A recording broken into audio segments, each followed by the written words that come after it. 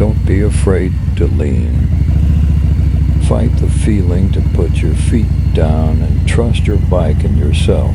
Start with wider U-turns until the 20-foot U-turns like this become easier and easier.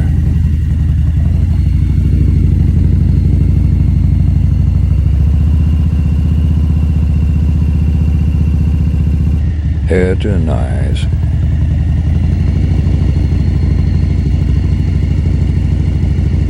Always look where you want to go.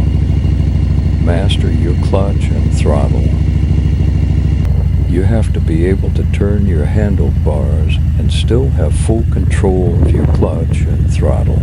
Keep your RPMs high and be comfortable with where your friction zone on your clutch is.